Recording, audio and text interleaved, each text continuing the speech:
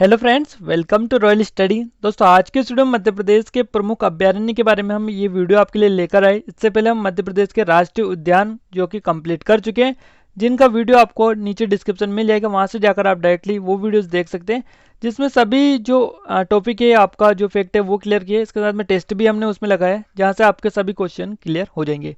इसके साथ में मध्य प्रदेश स्पेशल सीरीज चल रही है, उसकी लिंक भी नीचे डिस्क्रिप्शन में मिलेगी, वो जाकर जरूर से चेक कर लीजिएगा।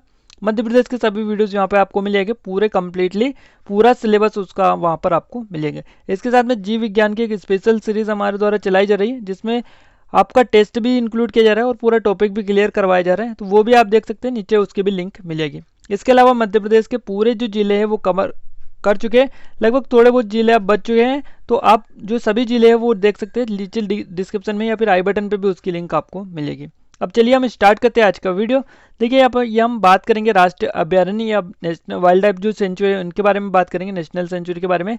अब यहाँ पे ये जो है क्या होती है, इनके बारे में थोड़ी सी बेसिक इन्फॉर्मेशन दे देते हैं ताकि आपको पता चल पाए एक्चुअली क्या चीज़ ये होती है। देखिए, अभ्यारण्य के बारे में अगर आपको बताएं हम, तो ये जो है सरकार अथवा किसी अन्य संस्था द्वारा संरक्षित वन पशु विहार या पक्षी विहार को अभ्यारण्य कहते हैं। इनका उद्देश्य पशु पक्षी या वन संपदा को संरक्षित करना, उसका विकास करना व शिक्षा तथा अनुसंधान के क्षेत्र में उनकी मदद लेना होता है। केंद्र सरकार व राज्य सरकार ने राष्ट्रीय उद्यान एवं वन्य जीव पशु विहार स्थापित किए। केंद्र सरकार ने कई परियोजनाओं को संतुष्टि प्रदान की है, जिसका उद्देश्य इस गंभीर संकट में पड़े कुछ प्राणियों को सुरक्षा प्रदान करना होता है। तो आयोग का अभ्यारण्य के बारे में तो आप समझ चुके हैं क्या चीजें ये होती है, और राष्ट्रीय उद्यान के बारे में भी हमने उस वीडियो में क्लियर किया है, जिसकी लिंक आपको आई बटन डिस्क्रिप्शन में दोनों जगह मिलेगी। अब देखिए, मध्य प्रदेश में नेशनल जो सेंचुरी होती है, वाइल्ड लाइफ सेंचुरी जितनी भी है, उनके बारे में वन बाय वन हम कवर कर लेते हैं, थोड़ी सी बेसिक इन्फॉर्मेशन भी आपको दे देते हैं। देखिए, मध्य प्रदेश वन क्षेत्रफल की दृष्टि से एक संपन्न राज्य है। इसके साथ में मध्य प्रदेश में वन प्राणियों की जो है विविधता यहाँ पर पाई जाती है। वहीं वन्य जीवों को संरक्षण प्रदान करने की दृष्टि से मध्य प्रदेश राष्ट्रीय उद्यान अधिनियम के अंतर्गत मध्य प्रदेश में अनेक अभ्यारण्यों का निर्माण किया गया तथा कुछ अभ्यारण्य निर्माणाधीन भी यहाँ पर है। अब पहला जो अभ्यारण्य आता है, ये नौरादेही अभ्यारण्य, याद रखिएगा मध्य प्रदेश का सबसे बड़ा अभ्यारण्य है नौरादेही। ये कहाँ पर है, इसके बारे में कंप्लीट इन्फॉर्मेशन आपको देंगे। देखिए, नौरादेही जो अभ्यारण्य है मध्य प्रदेश के सागर जिले में स्थित है, और कुछ भाग इसका दमोह और नरसिंहपुर जिलों में भी फैला हुआ है। ये क्षेत्रफल की दृष्टि से मध्य प्रदेश का सबसे बड़ा अभ्यारण्य है। ये अपनी बायोडायवर्सिटी के कारण नौरादेही वन्यजीव अभ्यारण्य का स्थान सबसे अलग है। नौरादेही वन्यजीव अभ्यारण्य जो है, इसकी जो स्थापना हुई थी 1975 यानी 1975 में की गई थी, और ये करीब 1194.670 वर्ग किलोमीटर क्षेत्र में फैला हुआ है। और ये जो अभ्यारण्य है, इसमें वन्य जीवों की भरमार है, जिसमें तेंदुआ मुख्य रूप से पाया जाता है। वही नेक्स्ट आता है कूनो पालपुर अभ्यारण्य। ये भी काफी आईएमपी है और ये चर्चा में भी है, क्योंकि यहाँ से बहुत सारे आपके क्वेश्चन भी बनने वाले हैं, इसलिए इसको आप थोड़ा सा देख लीजिएगा ध्यान से। कूनो वन्यजीव अभ्यारण्य, जिसे पालपुर कूनो वन्यजीव अभ्यारण्य और कूनो पालपुर भी कहा जाता है, तो ये सभी नामों से इसको जाना जाता है। ये मध्य प्रदेश के श्योपुर व मुरैना जिले में स्थित है, दोनों जिलों में स्थित है, और मेन अगर पूछा जाए तो श्योपुर जिले में ये स्थित है, जो मध्य भारत में एक राज्य है मध्य प्रदेश, उसमें ये स्थित है।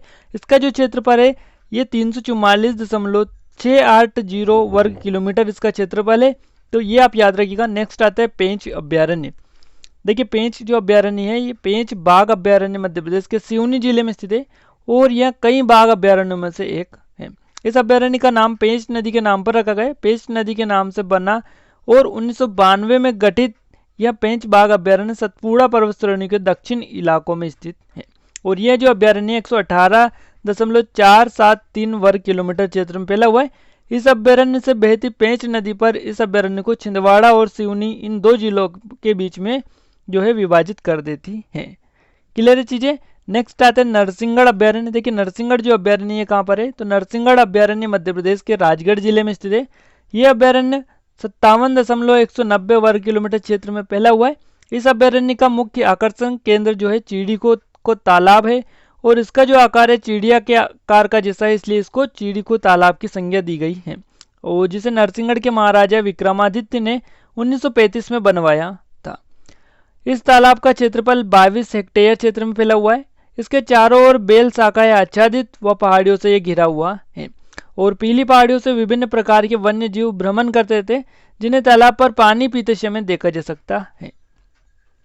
वहीं नेक्स्ट आता है रातापानी अभ्यारण्य, ये भी काफी आईएमपी है। रातापानी बाघ अभ्यारण्य मध्य प्रदेश यानी भारत के मध्य प्रदेश राज्य में रायसेन जिले में ये स्थित है और ये जो है 689.460 वर्ग किलोमीटर क्षेत्र में ये फैला हुआ है। रातापानी अभ्यारण्य में बाघ संरक्षण योजना चलाई जा रही है और ये देश व प्रदेश का पहला चरण है जिसमें बाघ परियोजना लागू हुई है। ये राजधानी भोपाल से बहुत कम दूरी पर स्थित है। आप अपने ये जो है सुंदर सागौन टीक वनों के लिए प्रसिद्ध है, यानी टीक जो वन होते हैं सागौन के वन, इनके लिए प्रसिद्ध है। रातापानी अभ्यारण्य रायसेन में, याद रखिएगा। और कुछ दशक पहले यहाँ पर बारहसिंगा भी पाया जाता था। भीमबेटका इस अभ्यारण्य के अंदर है। नेक्स्ट आता है गांधी सागर अभ्यारण्य। देखिए गांधी सागर अभ्यारण्य भी आपके एग्जाम में पूछ लिया जाता है। गांधी सागर अभ्यारण्य प्राकृतिक का जादू देखने के लिए, खोज करने के लिए एक अभूतपूर्व स्थल यहाँ पे, और ये मध्य प्रदेश के नीमच और मंदसौर जिले की उत्तरी सीमा पर स्थित है। गांधी सागर अभ्यारण्य 1974 में अनुसूचित किया गया था, यानी अधिसूचित यहाँ पर किया गया था। 1983 में सरकार ने इसे जो है इसमें और क्षेत्र सम्मिलित कर दिया था। गांधी सागर अभ्यारण्य का कुल क्षेत्रफल जो है वो 368.620 वर्ग किलोमीटर से भी अधिक है और पर्यटक इस अभ्यारण्य में आकर कुछ समय शांतिपूर्वक व्यतीत कर सकते हैं। इस अभ्यारण्य जो है यह अभ्यारण्य राजस्थान राज्य से लगा हुआ है। चंबल नदी सोने पर सुहागे का काम करती है जो अभ्यारण्य के मध्य से गुजरती है और इसे 2 भागों में बांटती है। वहीं नेक्स्ट है केन घड़ियाल अभ्यारण्य। देखिए केन घड़ियाल अभ्यारण्य जो है भारत का एक महत्वपूर्ण अभ्यारण्य है जिसमें जो है जिसे देश में तेजी से लुप्त हो रहे घड़ियालों की प्रजाति को बचाने के लिए स्थापित किया गया है और ये मध्य प्रदेश के छतरपुर जिले में स्थित है। ये अभ्यारण्य बेहद खूबसूरत है और चारों तरफ से जंगलों से घिरा हुआ है। अभ्यारण्य के बराबर पर ही 45.202 किलोमीटर बार पर किलोमीटर क्षेत्र में फैला हुआ है और इसमें लंबी नदी केन है जो हमेशा बहती रहती है। वहीं वास्तव में अभ्यारण्य 2 नदियां खुद्दर व केन के मिलान की गवाह है और इस अभ्यारण्य को आम जनता के लिए 1985 में खोल दिया गया। यहाँ घड़ियालों के अलावा और भी प्रकार के जीव व सरीसृप का प्राकृतिक घर है और इस सेंचुरी में 6 मीटर लंबे मगरमच्छ भी देखने को मिलते हैं। नेक्स्ट आता है केवनी अभ्यारण्य। केवनी अभ्यारण्य जो है मध्य प्रदेश के देवास, सीहोर और पन्ना जिले में स्थित है। ये 122.700 वर्ग किलोमीटर क्षेत्र में फैला हुआ है। नेक्स्ट आता है राष्ट्रीय चंबल अभ्यारण्य। ये भी काफी आईएमपी है। राष्ट्रीय चंबल घड़ियाल अभ्यारण्य मध्य प्रदेश के मुरैना जिले में स्थित है और 320 वर्ग किलोमीटर क्षेत्र में फैला हुआ है। यह अभ्यारण्य मुख्य रूप से घड़ियालों के लिए प्रसिद्ध है।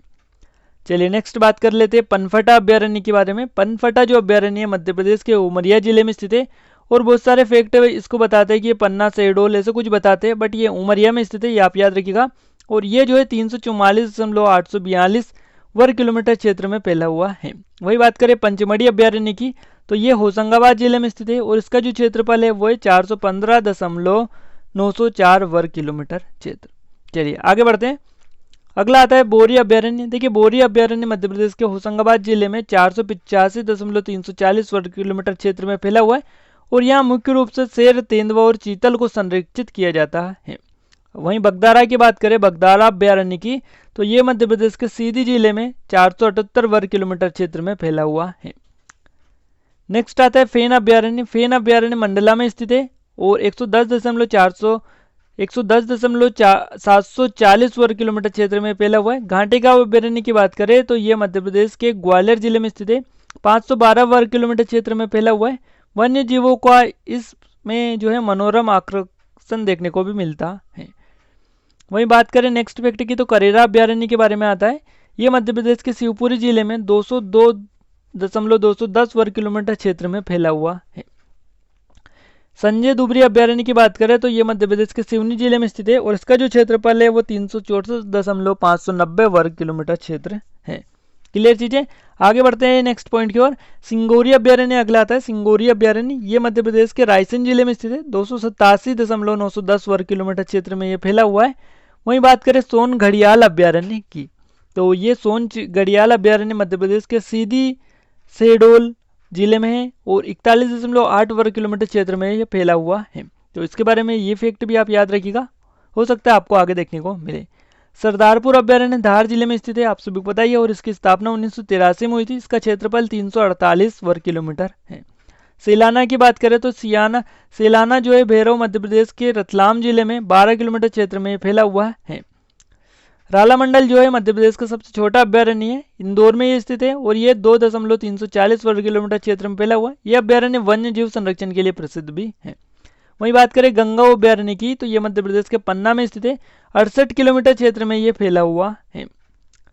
नेक्स्ट आता है रालामंडल अभ्यारण्य, मध्य प्रदेश के इंदौर में स्थित है, जो कि हम क्लियर कर चुके हैं, गंगाऊ को भी कर चुके हैं। अब देखिए यहाँ से जितने भी ईएमपी जो लेवल के आपके अभ्यारण्य थे उन सभी को हमने कवर कर लिया है। अब यहाँ से आप टेस्ट स्टार्ट होता है, देखिए किन किन लोगों का सही आंसर यहाँ से होते हैं, तो आप जो है टेस्ट लगा लेते हैं। उसके बाद में जितने भी सही आंसर आपके रहे वो आप हमें कमेंट में लास्ट में बताइएगा कि कितने आपके सही रहे कितने गलत रहे, यानी कितना स्कोर आप कर पाए हैं। और हम वीडियो आप यहाँ पर स्टार्ट करते हैं टेस्ट को, उसमें आप बीच बीच में बताते चलिएगा कि आपका कौन सा राइट आंसर है, कमेंट बॉक्स में कमेंट करते चलिएगा। देखिए फर्स्ट क्वेश्चन है, कान्हा किसली राष्ट्रीय उद्यान को किस वर्ष में प्रोजेक्ट टाइगर योजना में शामिल किया गया था। तो देखिए कान्हा किसली राष्ट्रीय उद्यान को प्रोजेक्ट टाइगर योजना में शामिल कब किया गया था, 1974 को किया गया था। बी ऑप्शन सही जवाब इसका रहेगा। निम्नलिखित में से कौन सा राष्ट्रीय उद्यान बाघ परियोजना में शामिल नहीं है, इसमें से आपको बताना है कि कौन सा बाघ परियोजना टाइगर प्रोजेक्ट में शामिल नहीं है। तो इसका सही जवाब होगा ऑप्शन नंबर डी, आपका यहाँ पर राइट आंसर रहेगा, जीवाश्म राष्ट्रीय उद्यान। अगला आता है मध्य प्रदेश का वह कौन सा एकमात्र राष्ट्रीय उद्यान है जो नगरीय क्षेत्र में के बीचों बीच में स्थित है। तो इसका सही जवाब आप कमेंट बॉक्स में कमेंट करिएगा, अपने माइंड में क्लिक कर लीजिएगा। इसका सही जवाब होगा आपका वन विहार राष्ट्रीय उद्यान। तो इसका भी डी ऑप्शन सही जवाब होगा, वन विहार राष्ट्रीय उद्यान यहाँ पे सही जवाब हो जाएगा। आगरा मुंबई राष्ट्रीय राजमार्ग पर मध्य प्रदेश का कौन सा राष्ट्रीय उद्यान स्थित है। बिल्कुल जल्दी से क्लिक करिएगा। इसका सही जवाब होगा आपका माधव राष्ट्रीय उद्यान, सी ऑप्शन सही जवाब इसका भी हो जाता है। निम्नलिखित में से मध्य प्रदेश के धार जिले में प्रस्तावित राष्ट्रीय उद्यान कौन सा है। तो धार जिले में जो प्रस्तावित है वो है आपका डायनासोर जीवाश्म राष्ट्रीय उद्यान, जो कि धार में है और ये प्रस्तावित अभी है। मध्य प्रदेश के रायसेन जिले में कौन सा अभ्यारण्य स्थित है। देखिए मध्य प्रदेश के रायसेन जिले में जो अभ्यारण्य है उसका नाम है रातापानी अभ्यारण्य। जी बिल्कुल, रातापानी अभ्यारण्य जो कहाँ पर है, ये आपका रायसेन में है। खरमोर पक्षी के संरक्षण के लिए कौन सा अभ्यारण्य प्रस्तावित है। देखिए खरमोर और जो पक्षी है इनके लिए सेलाना और आपका सरदारपुर जो है, सेलाना रतलाम में, सरदारपुर धार में, दोनों अभ्यारण्य इसके लिए जाने जाते हैं, प्रस्तावित है। तो ए और बी दोनों आपका सही जवाब हो जाएगा option number C. Next question है, सुरमानिया मध्य प्रदेश अभ्यारण्य जो है मध्य प्रदेश के किस जिले में स्थित है। तो ये मध्य प्रदेश के खंडवा में स्थित है, डी ऑप्शन सही जवाब यहाँ पर हो जाता है। विश्व बैंक की 7 अभ्यारण्य संरक्षण योजनाओं में मध्य प्रदेश का कौन सा राष्ट्रीय उद्यान प्रोजेक्ट टाइगर भी शामिल है। तो इसका सही जवाब होगा आपका पेंच राष्ट्रीय उद्यान, सी ऑप्शन सही जवाब इसका भी हो जाता है। मध्य प्रदेश के होशंगाबाद जिले में कौन सा अभ्यारण्य स्थित है। देखिए होशंगाबाद में जो अभ्यारण्य है वो है आता आपका पंचमढ़ी अभ्यारण्य, जो कि होशंगाबाद में है। वन विहार राष्ट्रीय उद्यान किस सन में राष्ट्रीय उद्यान घोषित किया गया। अब इसको 1979 में राष्ट्रीय उद्यान घोषित किया गया था, बी ऑप्शन सही जवाब इसका रहेगा। किस राष्ट्रीय उद्यान का कुछ हिस्सा मध्य प्रदेश के पुनर्गठन के पश्चात छत्तीसगढ़ में समाहित हो गया।